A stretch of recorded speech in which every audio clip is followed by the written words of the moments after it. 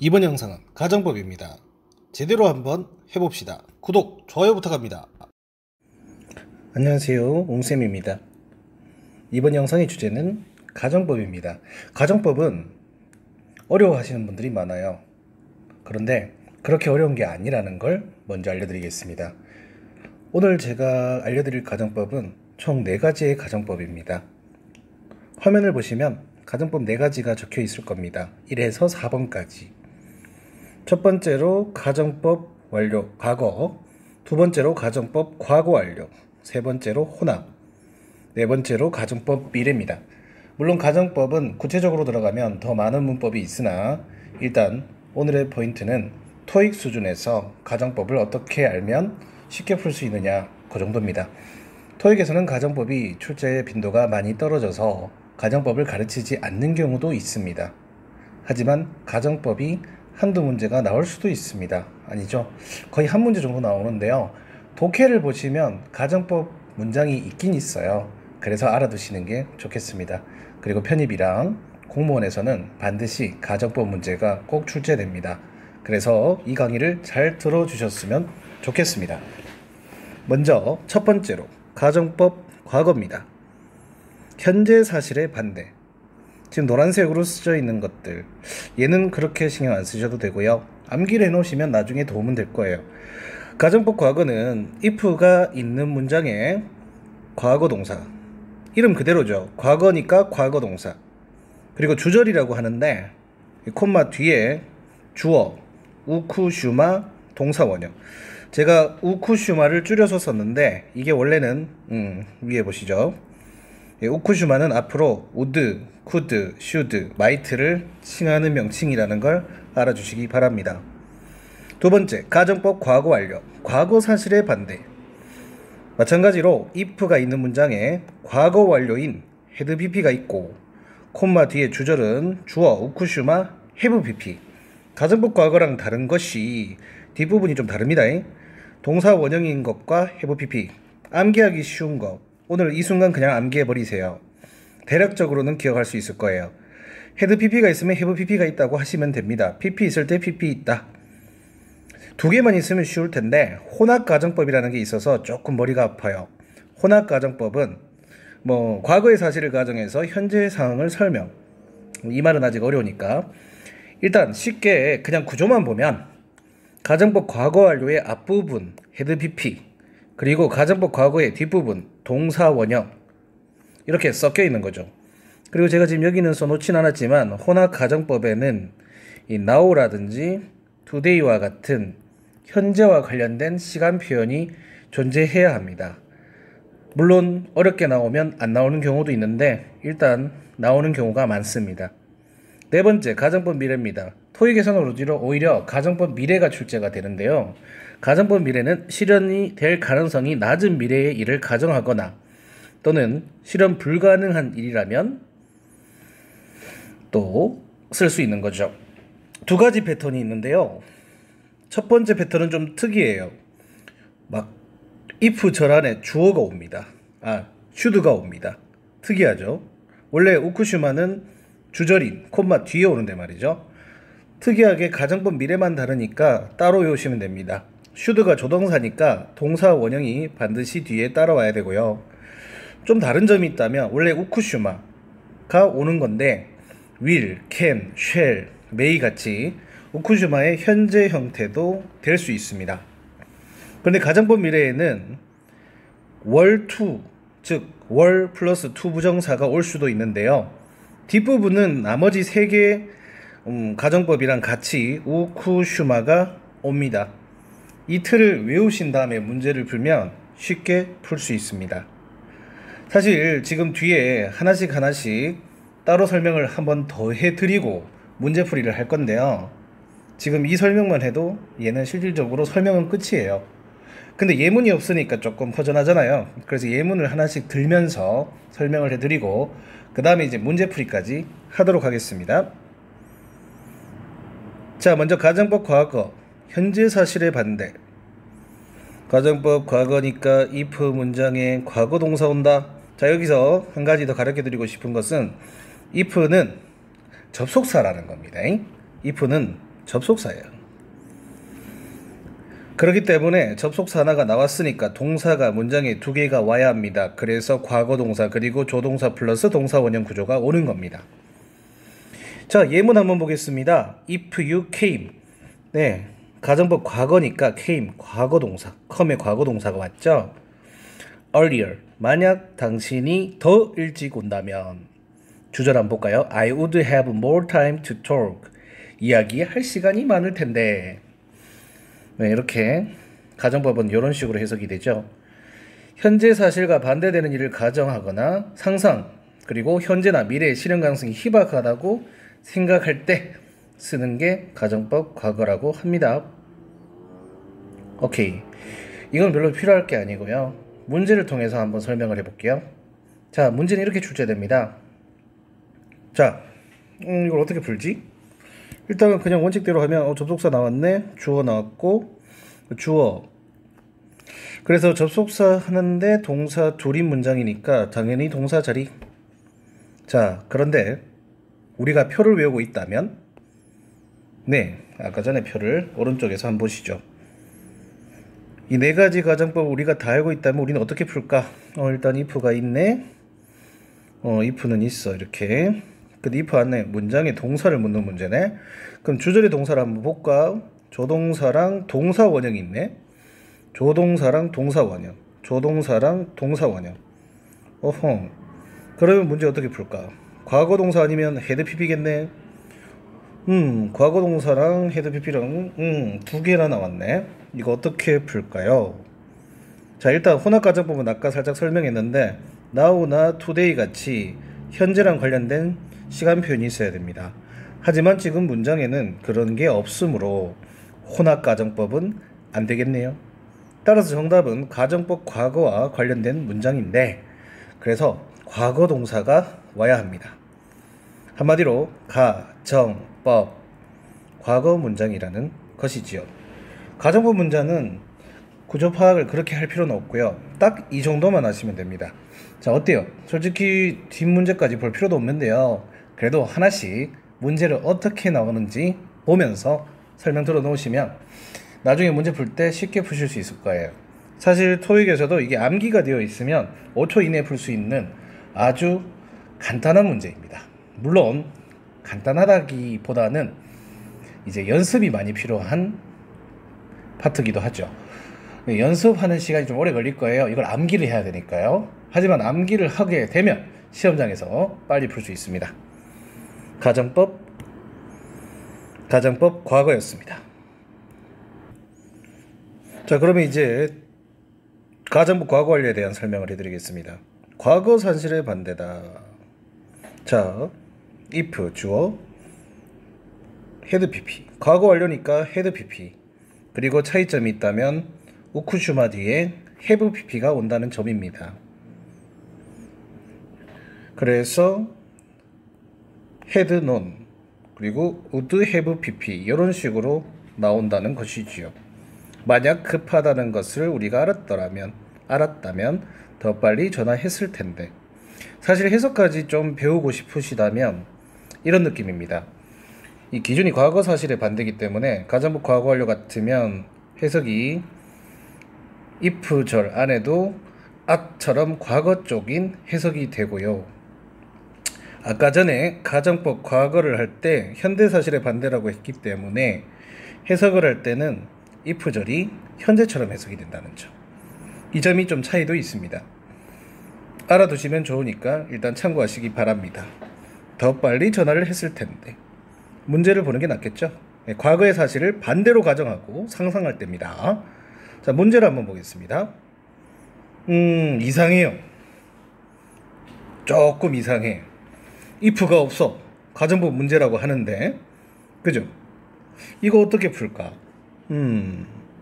조금 난감하네요. 자, 팁을 좀 드릴게요. 이게 토익 문제인데요. 토익 문제에서 지금처럼 나올 때 보기를 한번 보세요. 보기를 보시면 어떤 느낌이냐면 지금 헤드만 동사고 나머지는 동사가 아니에요. 접속사밖에 없죠. 지금 있을 수 없는 문제 유형 아닙니까? 어떻게 보면 보통 시험에서는 전치사도 막 섞여서 나오고 막 그래요.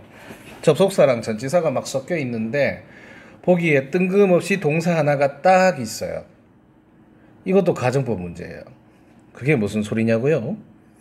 자, 가정법 중에서 if, 생략, 가정법, 도치라는 구문이 있습니다. 그건 무슨 얘기냐? 자, 보면서 한번 얘기할게요. 다시 접, 동, if, 생략, 가정법, 도치 구문. 자, 예를 들어가지고 지금 헤드가 나와 있으니까 2번하고 3번 둘 중에 하나겠죠. if를 생략하는 거라. 그러면은 뭔가 이상하잖아요. 근데 if를 왜 생략하느냐? 참 그거 자체가 참 의문이지만 어쩌겠습니까? 그렇게 영어에서 쓰는데요. 처음에 정말 이해가 안 갔어요. if가 생략되면 접속사 하나가 사라지는 거거든요. 지금도 보시면 동사가 문장에 두 개이기 때문에 접속사 자리라고 생각하고 문제를 풀 수도 있단 말이에요. 그러면 해석이 완전 달라지거든요.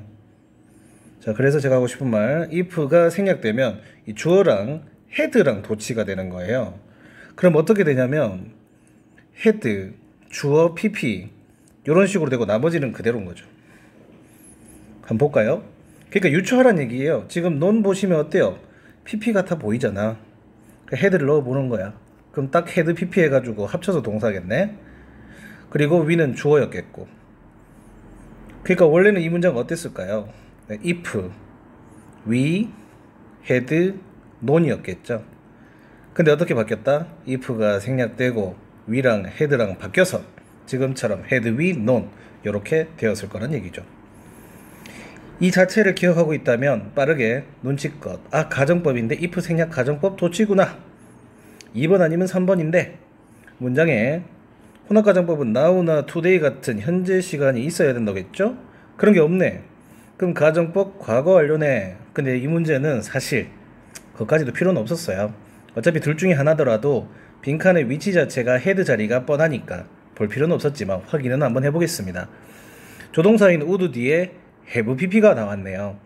네, 누가 뭐래도 가정법 과거 완료 문장이네요. now랑 today까지는 알 필요가 없었어요. 어때요? 이렇게 구조만 가지고 풀 수 있는 문제가 수두룩합니다. 물론 토익의 국한적인 예입니다만 편입이랑 이제 공무원 시험에서는 철저하게 지금 표를 외우셔야 돼요. 안 그러면 지금 문제 유형보다는 좀 어렵거든요.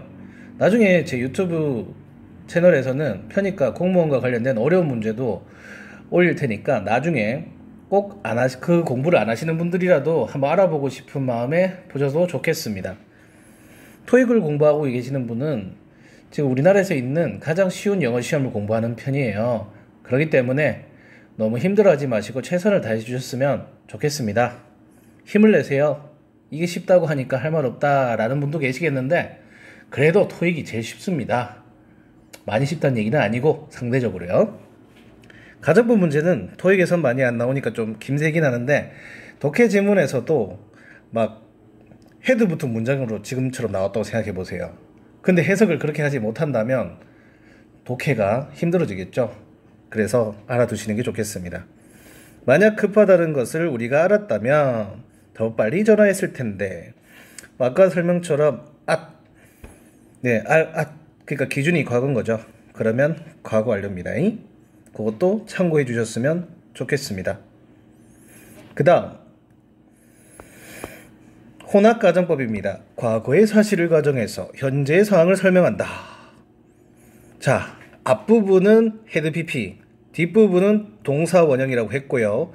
now나 여기 있네요. now, today 같은 현재 시간 표현 부사들이 온다. 여기 역시 had pp가 나왔고요. would 동사 원형, 비동사의 원형이죠. 해석을 한다면 만약 어젯밤에 눈이 내렸다면 the road, 도로가 now, 이제, 현재 미끄러울 것이다. 혼합가정법에서는 현재를 나타내는 시간 표현이 있어야 됩니다. currently까지도 챙겨주시면 좋겠네요. 문제로 한번 가보겠습니다. 그래도 얘는 if가 나와 있으니까 아, 이제 조금 적응했죠? 조동사 우쿠슈마 뒤에 동사 원형이 나왔다. 볼까요? 그러면 동사 원형이 나왔으면 웬만하면 1, 3번 중에서 정답이 나오겠구나 라는 생각을 할 수 있겠습니다. 나우가 있어요.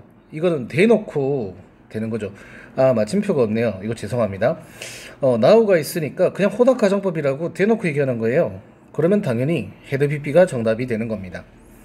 생각보다 가정법 문제는 토익에서는 어렵지 않아요. 만약 좀 더 돈을 절약했더라면 그녀는 지금 부자가 되었을 텐데, 이렇게 하시면 되겠습니다.